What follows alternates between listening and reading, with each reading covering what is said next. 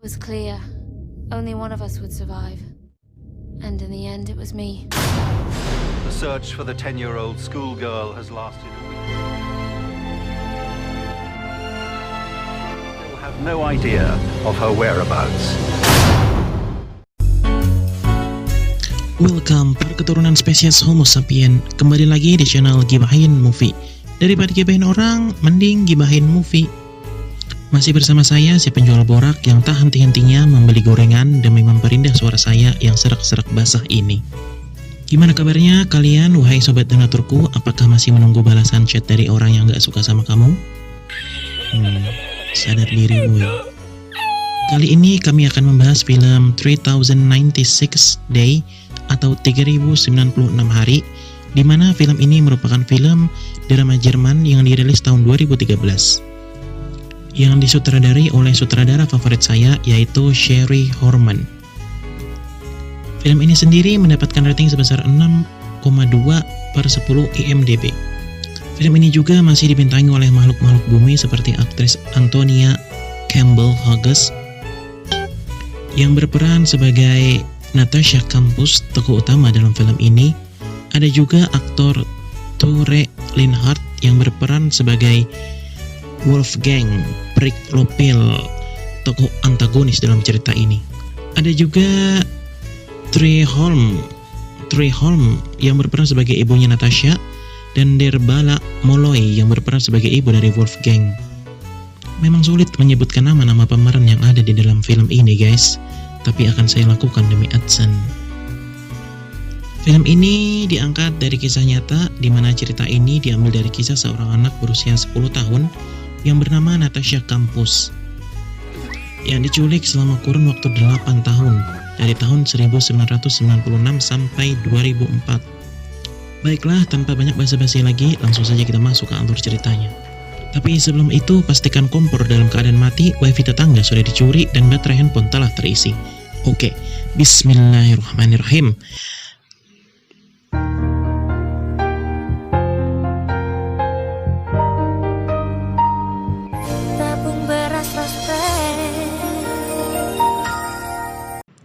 Film ini dimulai dengan memperlihatkan seorang perempuan yang kita sebut saja sebagai Mawar, yang tengah bermain ski di sebuah gunung salju.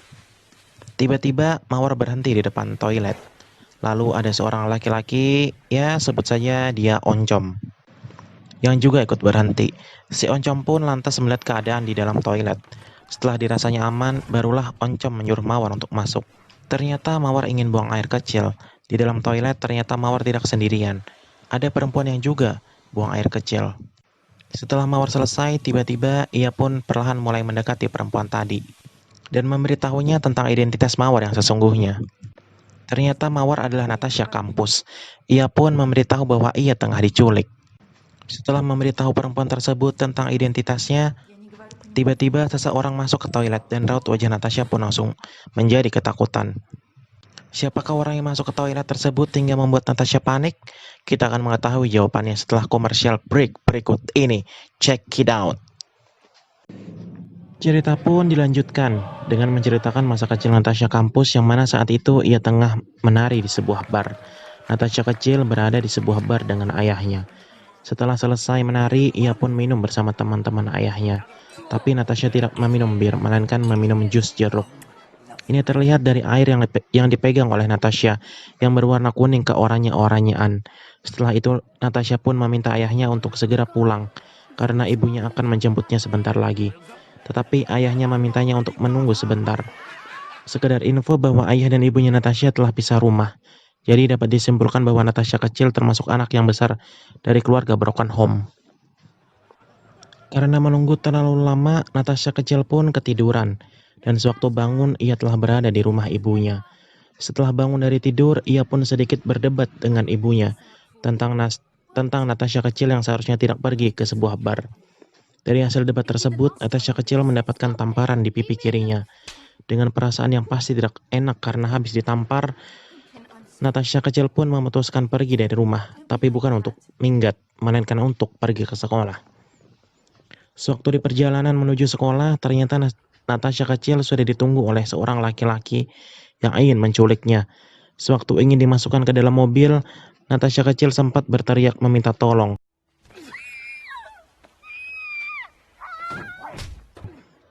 Tapi tidak ada yang menolongnya. Melihat Natasha kecil melakukan perlawanan, sang penculik pun akhirnya memukul kepala Natasha hingga membuatnya pingsan. Ia pun dibawa oleh sang penculik menggunakan mobil van berwarna putih. Ternyata ada seorang saksi yang melihat kejadian tersebut, yaitu anak perempuan yang berada di pinggir jalan. Tapi bukannya menolong Natasha kecil, anak perempuan tersebut justru bengong dan hanya melihat kejadian penculikan tersebut. Seolah tak tahu apa yang harus dilakukan, anak perempuan tersebut pun lantas melanjutkan perjalanannya. Cerita pun dilanjutkan, di mana sang penculik ternyata membawa Natasha kecil ke rumah penculik tersebut. Sesampainya di rumah, Natasha kecil yang tengah pingsan dimasukkan ke dalam sebuah ruangan rahasia yang berada di ruang bawah tanah, sehingga sulit untuk siapapun menemukan atau mendengar suara Natasha kecil yang tengah minta tolong.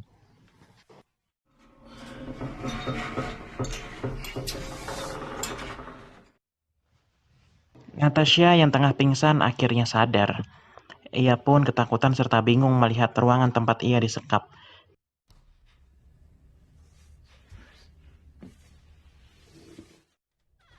Tiba-tiba sang penculik datang, membawa kasur dan 2 buah roti serta air minum. Natasha pun mengatakan kepada sang penculik bahwa ia ingin bertemu dengan ibunya. Tapi tanpa menjawab permintaan Natasha, penculik tersebut justru menutup pintu ruangan dan pergi meninggalkan Natasha sendirian. 3 hari telah berlalu sejak Natasha diculik. Di sini terlihat bahwa sang penculik tengah berlatih untuk membacakan sebuah dongeng. Ternyata dongeng tersebut akan ia bacakan untuk menemani Natasha tidur. Setelah membacakan dongeng untuk Natasha, sang penculik pun pergi. Tapi sebelum pergi, Natasha memintanya untuk memberikan ciuman sebelum tidur. Sama seperti yang biasa ibunya lakukan ketika Natasha akan tidur.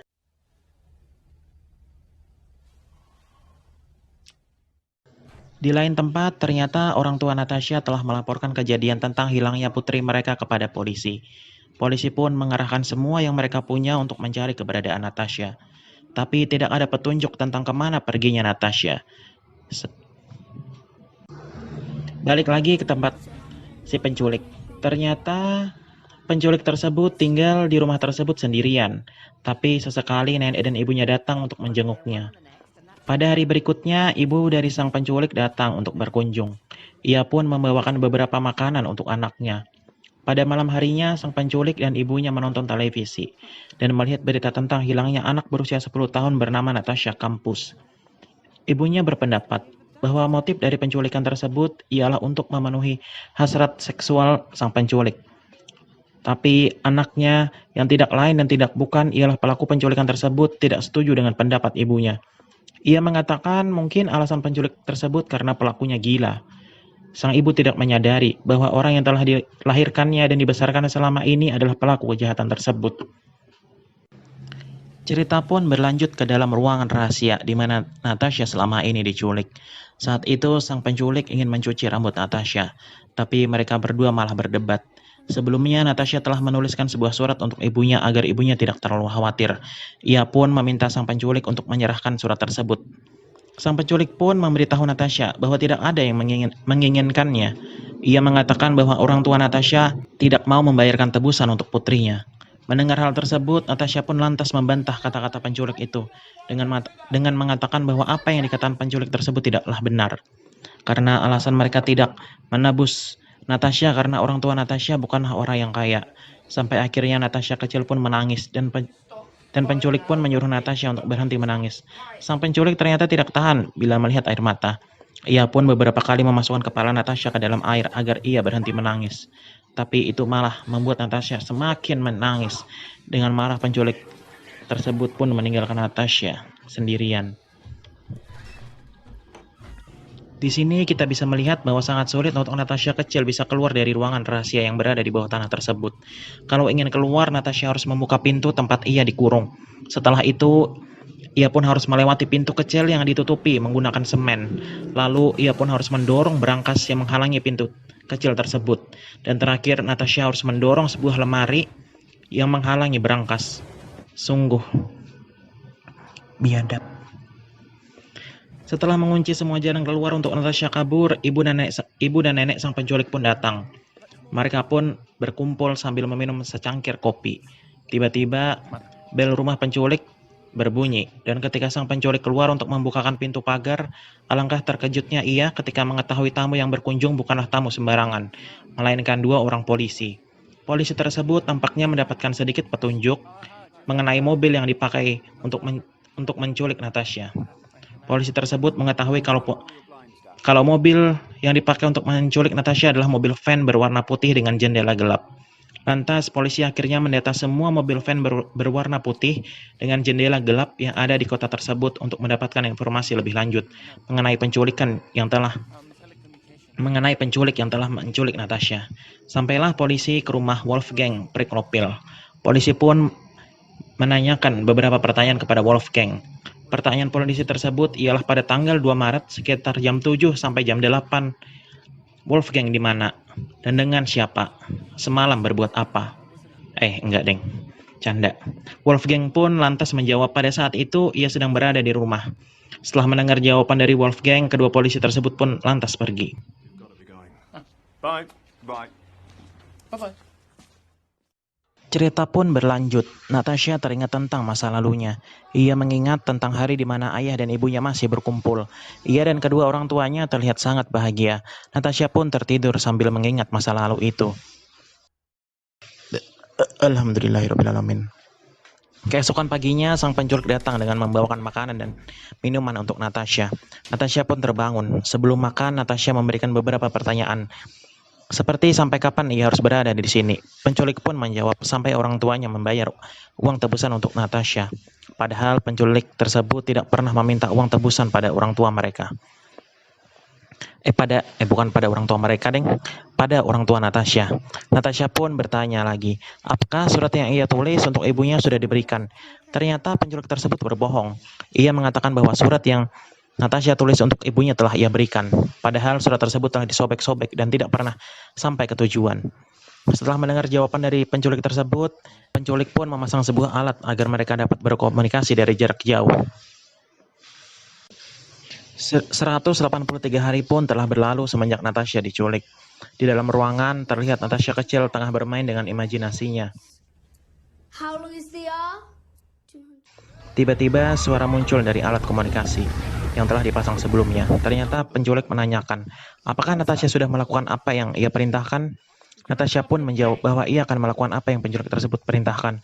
Ketika hendak mencuci piring seperti yang telah diperintahkan oleh sang penculik, tiba-tiba Natasha kecil membuat sebuah rencana di mana ia akan berpura-pura terkena penyakit yang membuat tangannya seolah-olah terkena infeksi dan meminta penculik untuk membawanya ke rumah sakit.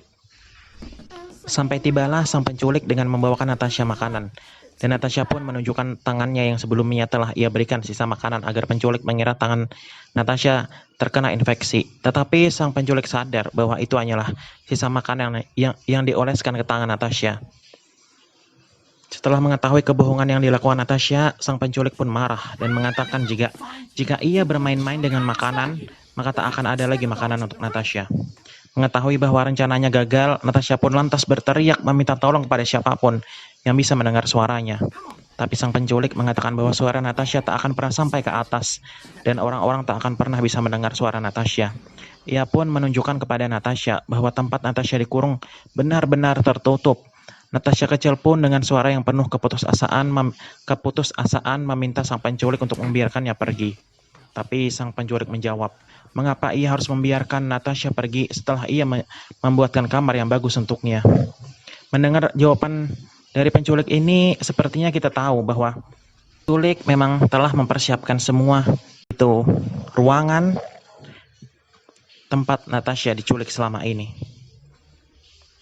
Cerita pun dilanjutkan dengan memberi dan memperlihatkan kegiatan yang dilakukan Natasha sehari-hari dalam ruangan tempat selama ini ia dikurung. Kita dapat melihat Natasha sedang membaca sebuah buku, membersihkan dirinya, melamun rebahan. Dan telah 4 hari lamanya Natasha tak diberikan makanan. Karena sudah merasa sangat lapar, Natasha pun menghubungi Wolfgang. Ia mengatakan bahwa dirinya sangat lapar dan ingin meminta makanan. Ia pun berjanji untuk mematuhi semua perintah sang penculik. Sang penculik pun menjawab, patuhi aku. Patuhi aku, dan terus saja mengulang-ulang kata tersebut, seolah-olah sang penculik memberikan semacam sugesti kepada Natasha, dan menanamkan sebuah pemikiran bahwa ia harus selalu mematuhi penculik tersebut. 4 tahun pun telah berlalu, di mana Natasha kecil sudah beranjak dewasa. Bukan dewasa, deng. Remaja.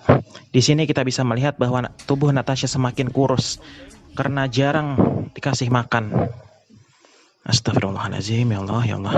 Ternyata pada saat itu sudah 3 hari lamanya Natasha tidak diberikan makanan. Ia pun meminta makanan kepada sang penculik. Tapi penculik menjawab, patuhi aku.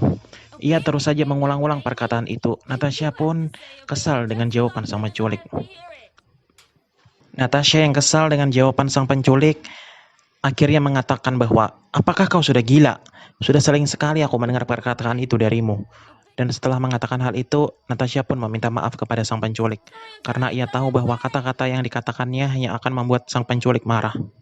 Tetapi permintaan maaf Natasha tak serta-merta membuat ia diberikan makan. Sang penculik justru menutup telepon dan pergi meninggalkannya. Karena tidak diberikan makanan, Natasha pun terpaksa mengais sisa-sisa makanan yang ada di tempat sampah yang ada di ruangan tersebut, dan meminum air dari wastafel untuk mengganjal perutnya.